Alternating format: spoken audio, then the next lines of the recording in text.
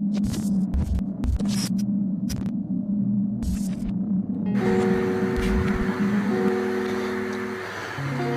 on, mic on. Alright, selamat kembali ke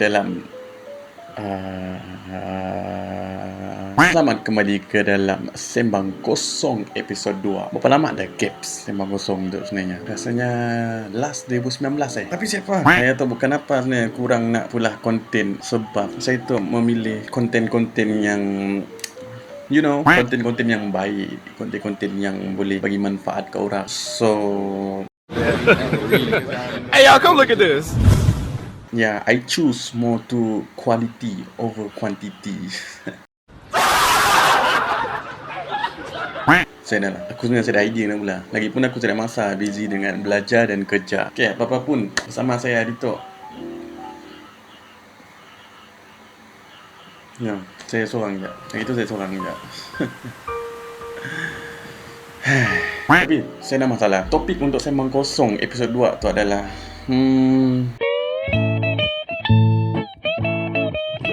memandangkan isu semasa kita dalam beberapa minggu tu keluarnya putusan SPM. Saya cerita lah, tapi konten SPM tu macam ada moralnya di sebalik sesiapa pun yang pernah ambil SPM dari sebelum tu lah. Kisahlah yang dah ambil degree ke gitu, yang dah ambil repeat SPM kan, yang dah ambil UiTM ke, Politeknik ILP ataupun mana-mana cabang pusat pengajian tinggi. Apapun, saya pun nak ucapkan tahniah kepada SPM batch SPM Pro Max 12 indicator light lamp.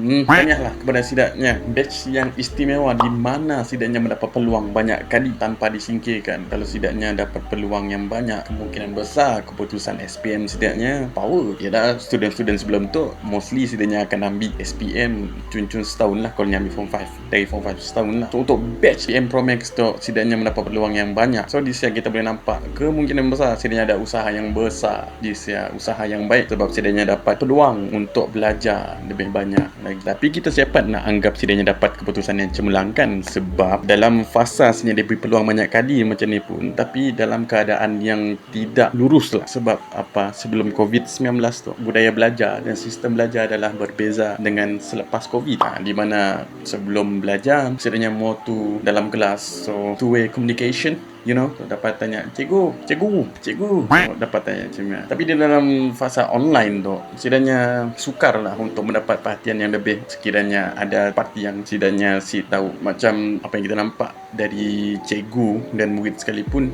even mak bapak pun setuju yang konsep online tu adalah si berapa efektif more tu dalam kelas. So yang kita boleh nampak lah budaya kelas dan budaya online yang sangat berbeza di sana. Tapi fakta yang menariknya, batch yang istimewa tu lah yang mendapat keputusan dan grade purata SPM cemerlang pada tahun tu lah.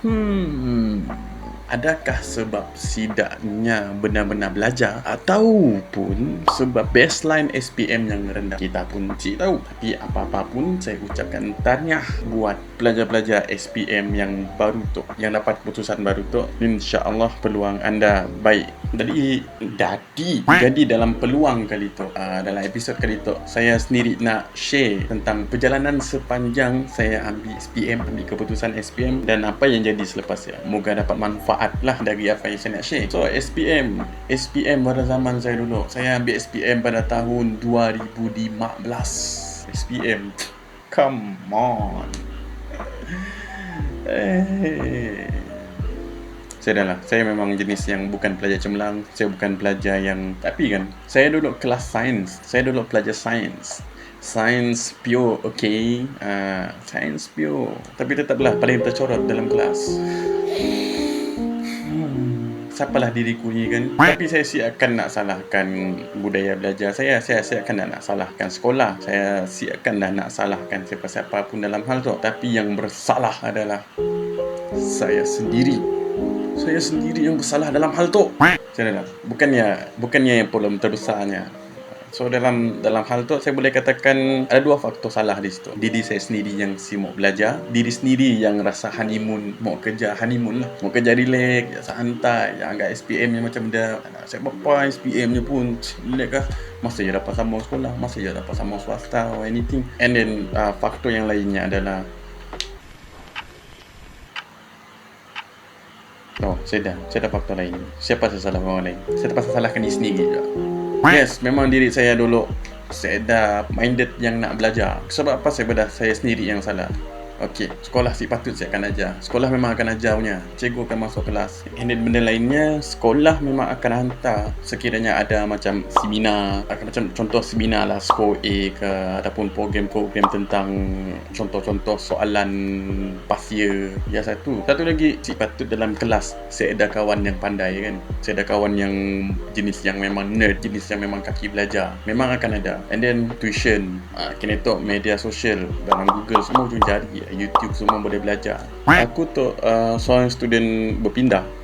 Dari sebelum tu aku sekolah kat SMK Mukah dari form 1 sampai form 4. And then form 5 aku pindah ke Miri, SMK Taman Tunku. So dari saya aku ada problem dengan budaya belajar lah. Sebab dari form 1 sampai form 4 aku main-main. Masuk form 5 sini aku nak main-main. So macam di sini lah aku rasa macam lain. Sangat lain lah. Rasa macam yelah dulu kau ada kawan pakai loya, pakai apa semua, kau ada kawan semua, okay. Tapi kena tu kau masuk macam kau terpaksa nerd begitu, okay. Before dari form 1 sampai form 4 kau dah pernah nerd lah, dan pernah gaul je lah at the same time. Tapi apa yang kau kena pola di sekolah baru is kau akan yelah kau budak baru, kau lah kau nak masuk tu jadi gaul kan. Of course lah aku akan tunjuk attitude yang baik. So aku terpaksa jadi nerd balik waktu kan. Tapi nerd aku sesuai dengan jawatan aku. Biasa nerd tu budak pandai. Aku nerd budak tak pandai. Sia aku first trial gagal, semua gagal. Then aku macam langsung saya dah mood lah nak belajar. Memang langsung saya dah mood nak belajar lah. So memang dah mindset waktu kan fikir macam siapa si belajar pun sihat, masih dapat hidup lagi. Masih dapat go on life, masih dapat cari kerja, masih dapat sambung belajar. Mindset memang dah lari habis lah. Memang dah saya dah nyawa nak belajar dah. Benar-benar saya dah nyawa nak belajar dah waktu. Sampai je dah nak berapa minggu sebelum SPM, mostly cikgu bagi pendekatan yang lebih dekat lah. So nya panggil aku pergi ke mejanya, belajar depannya, tanya, saya tahu apa tanya. Tapi di sini aku nampak cikgu ada effort lah untuk tolong aku. Aku pun waktu yang ada terkesan sikit lah macam sikit lah. Terkesan dah sebab nak belajar kan. Macam fikir balik kan, kira belajar. Walaupun tahu hakikatnya dah terlambat waktu ya. Tapi macam cepat belajar je lah. Macam mana belajar. So waktu yang pun SPM. Masuk je SPM dan Dewan SPM tu lah. Blank. Otak blank. Bodoh ke? Cerita apa? Dah fikir macam Ini bang yang jenis apa? siapa? Aku janji aku dah ada usaha, boleh lah. Aku go je lah. Walaupun hakikatnya sikit usaha je. Tapi apalah aku usaha. Aku dah usaha, buat sampai sebaik. Apa jadilah. Apa utusan jadilah. Aku pun duduk exam semua ya. And then subjek kelas biologi kau silap lah. Habis SPM, habis sekolah, aku pun pergi kerja. Dapat pun kerja biasa-biasa je. Kerja pinggan ambil order orang. Waktu tu aku kerja, kira first kerja aku di Miri. Kerja aku dekat container cafe.